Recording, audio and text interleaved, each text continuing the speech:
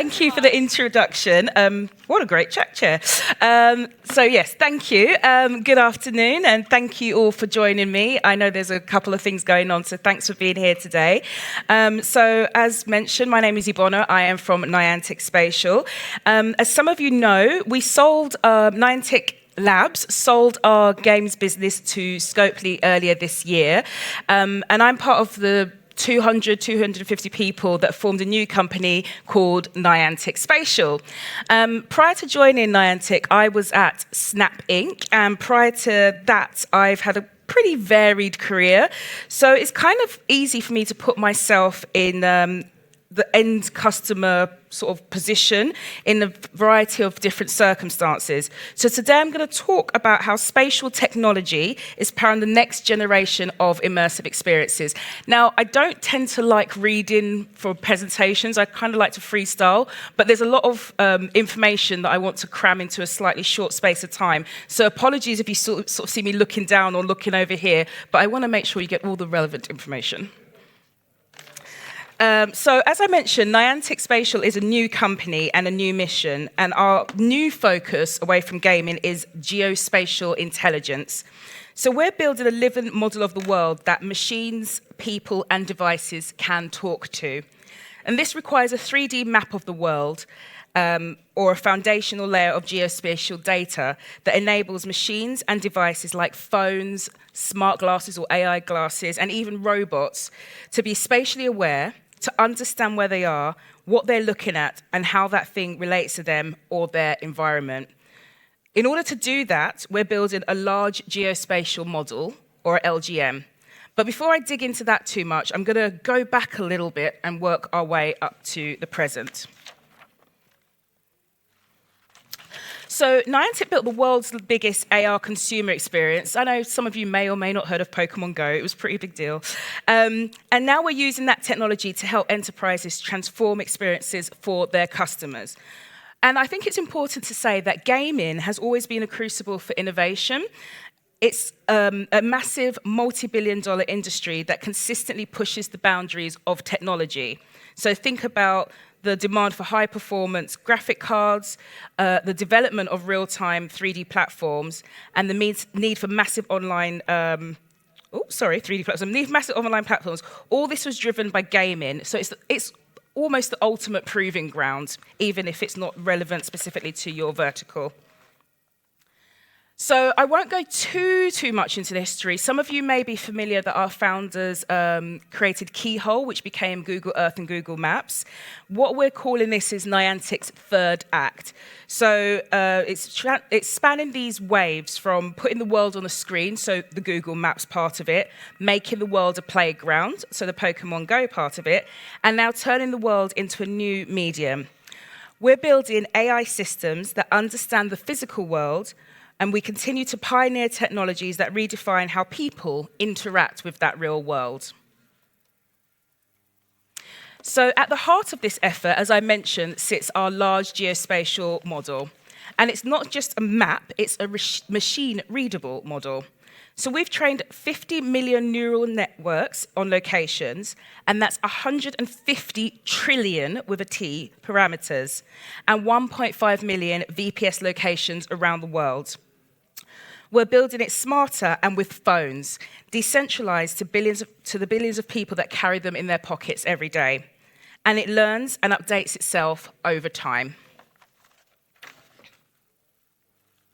So when we talk about the LGM, we're really referring to three core services: reconstruction, localization, and understanding. We use variations of these services to build our own products over the past 10 years. These services run at scale to tens of millions of users globally. We built a billion-dollar business and have worked with many of the largest companies in the world leveraging these services. This is exactly what makes us confident in our ability to deliver this technology at scale today and to drive impact for enterprise companies. So I'm going to go into the capabilities of each one in a little bit more detail now. Okay, so firstly, we have reconstruction. This is the service that creates the 3D maps, which are read by the machines or the devices. We scan the world using phones for small areas, custom rigs, or our proprietary hardware for large areas like warehouses, and then drones for very large areas like theme parks, neighborhoods, and complete cities. We gather geometry, textures, and spatial metadata, and this provides, and this process of creating a 3D model of an environment. So I'm going to read that again because I read that terribly. This is the process of creating a 3D model of an environment. These maps will later be read by the device, like the phone or the glasses or the robots, to understand where it is in the same way we read maps to understand where we are. We can build maps with the device that you have in your pocket right now without any connectivity. The outputs are 3D meshes, 3D maps, or Gaussian splats. So gone are the days when you need a €50,000 LiDAR scanner to create really high-quality 3D models or digital twins. So once you've scanned the world, you need to locate and orient within it, and that's where our vision and positioning system comes into play.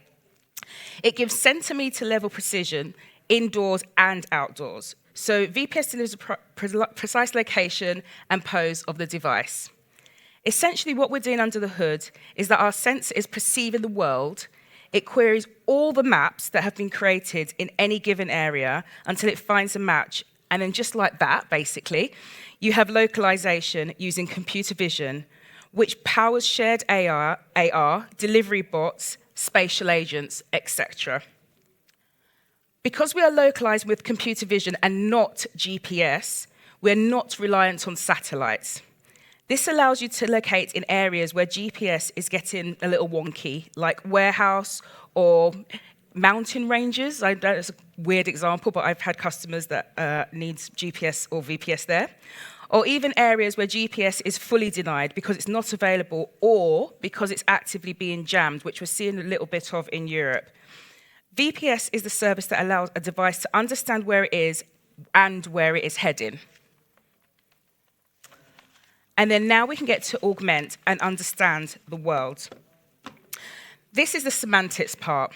This is the service that allows a device to understand what it is looking at and how that thing relates to you or the rest of its environment. So, hopefully this video is playing. Was it playing? Yes, it is running, perfect. I really wanted to focus in on this because this is one of my favorite demos. This shows a demo of an AI chat where it understands the 3D here in this example.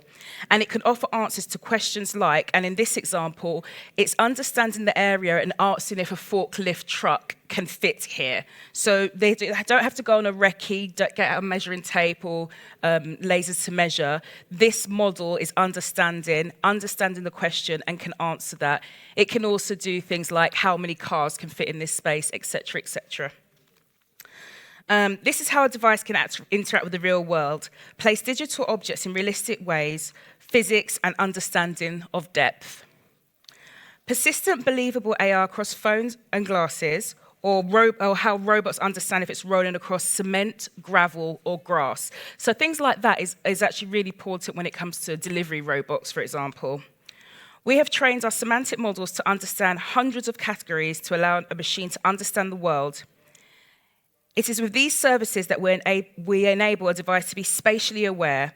This enhances how we interact with the world as well. So I'm going to show you a few actual live examples of how we're applying spatial AI today. Perfect. So as I mentioned, we have live customers, Today we have customers applying our spatial AI in 3 primary use cases across industry segments. So intelligent warehousing and logistics, spatial planning and remote collaboration, and the focus of today, immersive experiences, delivering a new level of interactivity with real-time contextual responses through spatial awareness. So in this context, when I say immersive experiences, we can take two primary forms. So the AR for use cases such as digital training, and I heard a little bit of the last panel talking about training and simulation, so that's what we're talking about here, and experiences overlaid on the real world. And then for large venues or smart cities, we can talk about experiences at the scale of a stadium, a theme park, or entire city scale.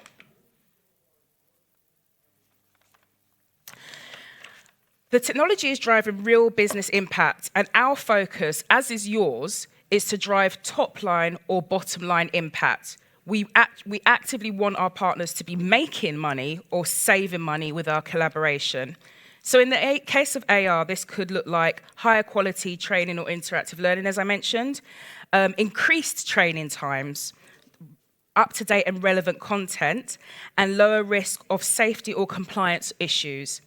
And then if we talk about the city scale or large venue side of the house, the layer of geospatial data enables users to interact with the world around them, surfacing new opportunities. So that could be increased interactivity and monetization, increased return visits or greater ticket sales, and increased personalization and customization, and making that more dynamic.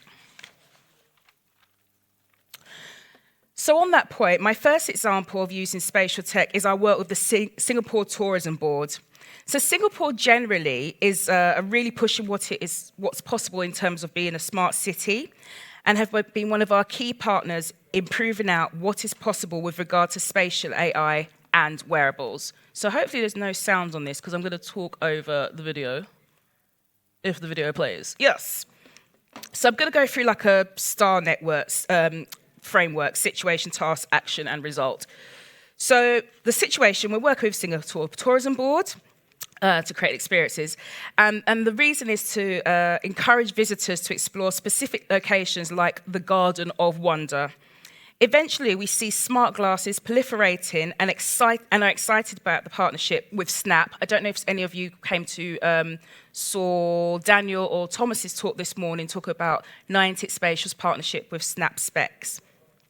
We're also obviously looking at other hardware providers also. So in this example that was just playing, we use Magic Leap 2 for the experience just due to the maturity and availability.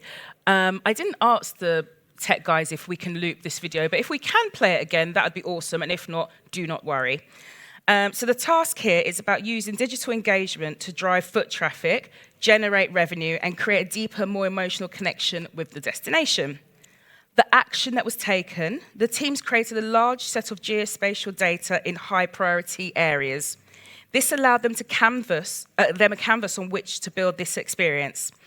As you can see, or as you saw, they activated the Garden of Wonder for visitors with digital overlays integrated with the beauty of the exhibition itself. This included navigational aids, in addition to interactive experiences, thank you so much, and eventually will include retail, dining, and other integrations.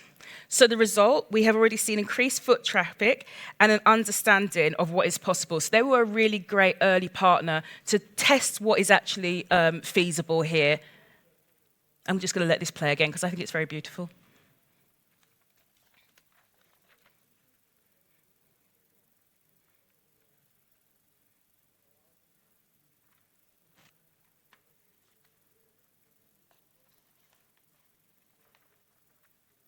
Okay, thank you for repeating that for me. So also, I should probably mention, I'm based in London. I do like to show more European examples when I come to conferences like this. But as early stage partners, unfortunately, we're looking at APAC and the US. But I thought they'd be really relevant for the sort of track that we're talking about. So we also work with a company called Alias that develops software training and simulations for the US Air Force. They are consistently pushing the boundaries of what is possible and have been using Niantic Spatial technology since the beginning of this year to develop advanced real-world AI and spatial computing solutions for federal field-based customers. This training is immersive, context-aware AR, multimodal training modules powered by Niantic's visual positioning system to drive higher efficiency and training value. This is built for really challenging environments, device assessments, robot asset integration, and scalable deployment, even in GPS-denied areas. So they're using private VPSs for this. And I have an example with no audio that I'm going to talk over. I'm just going to do the STAR framework again. So the situation here was challenges associated with military training. So I have had a very varied background, but it has been predominantly in entertainment. So it is really like, I can only imagine how hard it is to pull off the sort of quality of training, not just the training itself, but you know, weather, time, maintenance, all those things. And sadly, in the world that we're living in, it's really necessary to have that availability constantly for training. So AR training allows users to train whenever they're ready to do so with fewer external dependencies. The goal is to drive down costs of training with regards to resources needed, safety issues, and increase the training time that is available. The action here, excuse me. So in this video, you are seeing how we use multiple scanning techniques, as described earlier in the deck, to build a comprehensive digital twin or 3D model of the training area. As you can see, we use drones for macro scans, our proprietary hardware for the exterior of the building, and mobile devices for specific locations or those smaller objects. We then work with Alias team and the US Air Force to design the experience to incorporate the right aircraft and training scenarios for this example. The visual positioning system is used to localize a device, be it a mobile device or they used AR glasses as well. This allows us to overlay the training scenario over the real world. And the result here, the result of this realistic training that can be conducted nearly any time with or without external support. This improved the frequency of training available, which in turn reduced the relative cost and increased readiness. And then I have one more. I think I'm bang on time. So this one, again, unfortunately, it's not European, but it's more in the entertainment space. This is our partnership with Meow Wolf. So I don't know how many people are familiar with Meow Wolf. I don't know if this is correct to say, but it's bonkers in the best possible way. It tests the limits of what's possible when you think of the world as an interactive creative canvas. So Meow Wolf is fundamentally a new kind of entertainment experience. It's psychedelic is a kind way of saying it, but it's psychedelic, immersive, it's an art adventure, and you can visit that in the real world. They have 5 physical locations, and again, as I mentioned, this is US focus, I'm afraid. Santa Fe, Denver, Las Vegas, Houston, and Dallas. And they also have New York and Los Angeles locations coming soon.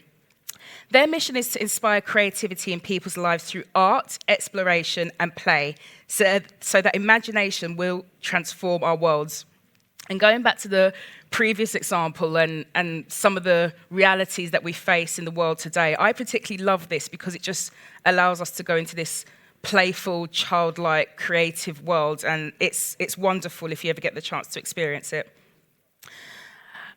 With Meow Wolf, we're using our localization technology to, in really beautiful and clever, unexpected ways, bring the magic of their world and their experiences out into the real world, and to help visitors start their experience even before they arrive at one of those destinations, and indeed after they leave their destination as well, I should probably add. Additionally, because your experience will be different each time, we anticipate return visits, return engagement, and repeat ticket spend. So it's in the quite early stages, but basically here's a few sort of test beds of what we're doing with Meow Wolf. I'm not allowed to show the full demo at this time. But you can see how we're able to fuse the digital and the real world, and it's really precise. I hope this gives the impression of how precise it is, basically. And that blending, a lot of people use the word phygital, so it's that physical and digital world.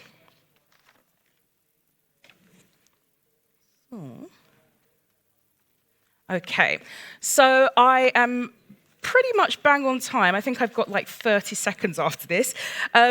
thank you so much for your time today. As I said, I don't particularly love reading presentations, but there was very precise information that I wanted to ensure I shared with you correctly. What I'm going to do here is play a kind of recap video, which is talking about some of the things I mentioned and our large geospatial model. So all this to say, it's great to see such a full room. I didn't expect people to stay as long as they did. So thank you very much. Thank you for your time this afternoon. Do feel free to come to our booth in the expo hall where we have some of the team from coders from Peridot, other BD folks, president and COO. We've got a range of people here. We've got some swag and we would love to meet and talk about any use cases that you might need. So I'm going to let this video play so you can listen to my colleagues' dulcet tones. I'm going to stop hitting this microphone and I'm going to get off the stage. So thank you very much for your time.